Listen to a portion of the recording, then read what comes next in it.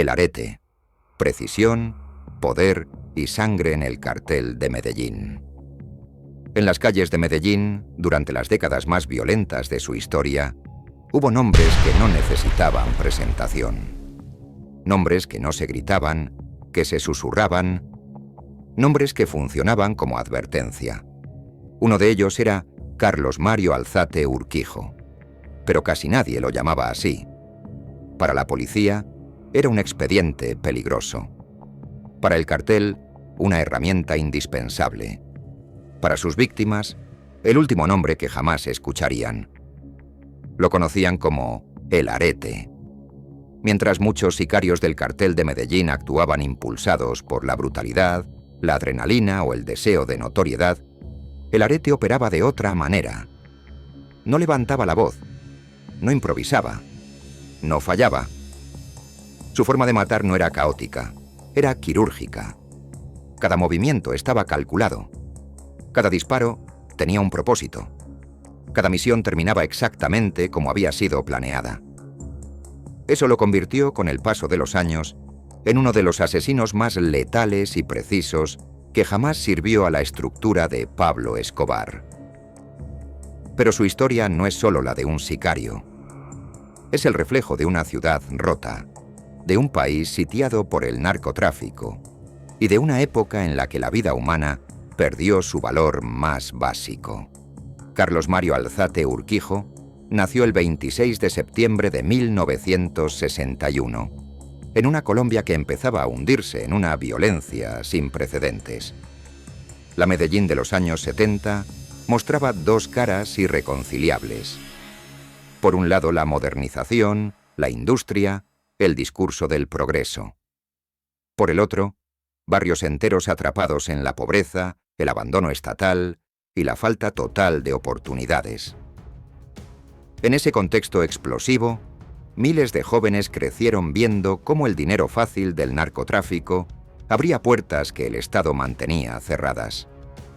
Para muchos, el crimen organizado no era una elección moral, era una salida. Carlos Mario no fue una excepción, pero tampoco fue uno más. Desde joven mostró una habilidad poco común con las armas de fuego, una puntería extraordinaria, una calma inquietante incluso en situaciones límite. Mientras otros se perdían en pandillas callejeras, él destacaba por algo que el cartel valoraba por encima de todo: eficiencia. Entre 1978 y 1980, cuando aún era adolescente, fue reclutado por el cartel de Medellín. No llegó directamente a Pablo Escobar. Primero pasó por manos de hombres que ya eran leyendas del terror. Uno de ellos era John Jairo Arias Tascón, alias Pinina, jefe de seguridad personal de Escobar y uno de los sicarios más temidos de la organización. En esos primeros años, El Arete era solo un nombre más dentro de una maquinaria gigantesca. Cientos de sicarios entraban y salían. Muchos morían rápido, otros desaparecían. Pero él permanecía, porque cumplía, porque no fallaba, porque regresaba siempre con la misión completada. Eso llamó la atención de los mandos superiores. Lo que pocos sabían en ese momento es que El Arete no solo tenía talento, también tenía acceso. Su conexión familiar con Roberto Escobar Gaviria, el hermano de Pablo y contador del cartel, cambió por completo su posición dentro de la organización. Carlos Mario se casó con una familiar cercana de Roberto Escobar, y ese vínculo lo llevó a un lugar al que casi ningún sicario podía aspirar: el círculo íntimo de los Escobar. Ese matrimonio no solo le dio protección, le dio poder. A partir de ese momento, El Arete dejó de ser solo un ejecutor. Comenzó a construir su propio imperio dentro del imperio. Desde el barrio Buenos Aires, en Medellín, estableció una base de operaciones desde la cual comandaba entre 20 y 30 sicarios.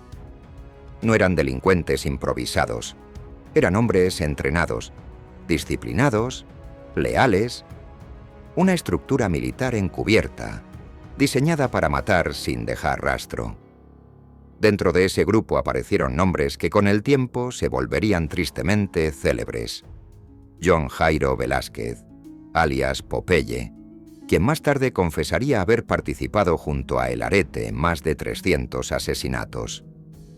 Dandeni Muñoz Mosquera, alias La Quica, especialista en explosivos, hoy condenado a 10 cadenas perpetuas en Estados Unidos. Ibram Muñoz Mosquera, alias Tyson, abatido por la policía en 1992. Todos ellos formaban parte de una misma maquinaria, pero El Arete era distinto. Mientras otros sicarios se destacaban por la violencia desmedida, por los atentados indiscriminados o por el terror mediático, Carlos Mario Alzate Urquijo era el estratega, el francotirador, el planificador, el hombre al que se recurría cuando un error no era una opción.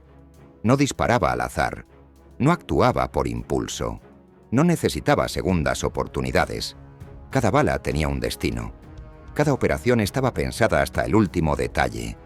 Y esa frialdad lo convirtió en una de las armas favoritas de Pablo Escobar durante los años más sangrientos del cartel de Medellín. Mientras el cartel controlaba cerca del 80% del tráfico mundial de cocaína y generaba alrededor de $200 millones diarios, El Arete se encargaba de proteger ese imperio a sangre y fuego. Yo me autoincrimino y asumo la responsabilidad del atentado del avión de Avianca. Carlos Mario, ¿usted cuántos muertos tiene a sus espaldas? No recuerdo. ¿Perdió la cuenta? No, es que nunca hago cuenta de eso porque creo que es muy tenebroso. El Arete fue condenado a 20 años de prisión y recobró su libertad hace 2 años por buen comportamiento, trabajo y estudio. No solo eliminaba enemigos, también coordinaba seguridad, supervisaba rutas y mantenía activas estructuras clave del cartel, incluso en los momentos más críticos. Cuando Pablo Escobar fue encarcelado en la Catedral, entre 1991 y 1992, muchas de las operaciones militares del cartel siguieron funcionando gracias a hombres como él. Pero esa etapa también marcaría el inicio del principio del fin. Atentados caída, supervivencia y el fantasma que nunca desapareció. Para comienzos de los años 90, Carlos Mario Alzate Urquijo ya no era solo un sicario de confianza. Era una pieza clave dentro del engranaje criminal del cartel de Medellín. Los crímenes que se le atribuían eran numerosos, sistemáticos y devastadores. Se estimaba que había participado directamente en más de 300 homicidios, aunque incluso las autoridades reconocían que el número real podría ser mucho mayor. Entre sus víctimas había policías, jueces, periodistas, políticos y civiles. Cualquiera que, directa o indirectamente, representara una amenaza para los intereses de Pablo Escobar. Pero hubo 2 operaciones que marcaron para siempre su legado y lo colocaron en la categoría de terrorista, no solo de sicario. El 27 de noviembre de 1989, el vuelo 203 de Avianca explotó en pleno aire entre Bogotá y Cali. La explosión desintegró la aeronave. Murieron 110 personas.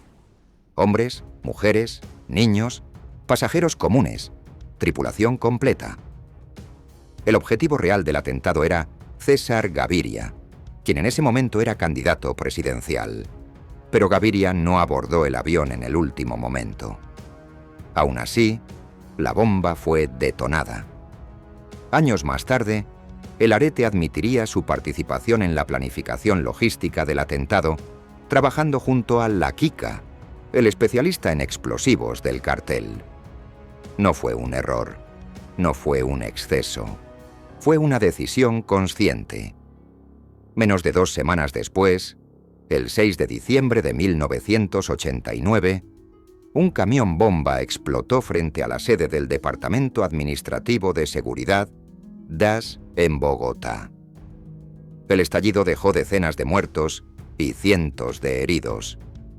Nuevamente, la logística estuvo coordinada por la estructura que respondía a Carlos Mario Alzate Urquijo. Estos atentados no fueron hechos aislados, formaban parte de una guerra abierta de Pablo Escobar contra el Estado colombiano. Una guerra que dejó más de 25.000 muertos. Pero el Arete no solo ejecutaba enemigos externos, también participó en la limpieza interna del cartel. En 1992, los hermanos Moncada y Galeano fueron acusados de traición por supuestamente ocultar dinero a Escobar. Fueron torturados y ejecutados dentro de La Catedral, la prisión de lujo donde Escobar cumplía su condena. Aunque nunca se confirmó que el Arete estuviera presente físicamente, su estructura de sicarios fue fundamental en ese tipo de operaciones. El cartel comenzaba a devorarse a sí mismo. Ese mismo año surgió Los Pepes, un grupo paramilitar financiado por el cartel de Cali, con apoyo encubierto de agencias extranjeras. Su objetivo era claro: aniquilar a Pablo Escobar y a todo su entorno. Familiares, abogados, colaboradores, sicarios. Nadie estaba a salvo. El Arete respondió con atentados y asesinatos selectivos, pero la presión era insostenible. Uno a uno, los hombres del cartel fueron cayendo. El 2 de diciembre de 1993, Pablo Escobar fue abatido en un tejado de Medellín.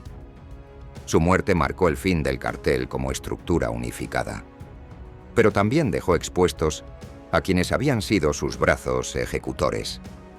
Sin Escobar, Carlos Mario Alzate Urquijo sabía que estaba condenado. Los Pepes seguían activos.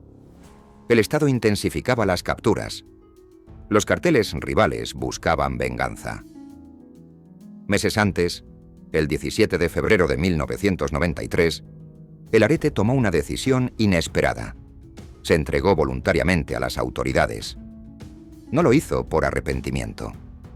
No lo hizo por conciencia. Lo hizo porque entendió algo fundamental. Afuera, estaba marcado para morir. En prisión al menos podía negociar. Fue recluido inicialmente en Itagüí y luego trasladado a La Picota, en Bogotá. Pero para alguien que había sobrevivido a la guerra más sangrienta del narcotráfico, las rejas no eran el peor escenario. Allí hizo lo que mejor sabía hacer: negociar. Se acercó a la fiscalía con una propuesta clara. Confesaría crímenes, entregaría información, colaboraría con investigaciones. A cambio de una reducción de condena.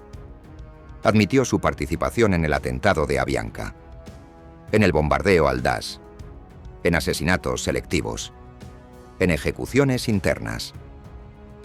Cada confesión abría un abismo de horror, pero también acortaba su sentencia. Fue condenado por terrorismo, narcotráfico, conspiración y homicidio múltiple. El 27 de noviembre de 2001, recuperó su libertad. Y la libertad, para un sicario del cartel de Medellín, nunca es completa. Poco después de salir de prisión, fue interceptado por dos hombres armados en Medellín. 2 disparos certeros impactaron su cuello. El asesino más preciso del cartel cayó al suelo, víctima del mismo método que había perfeccionado. Pero sobrevivió.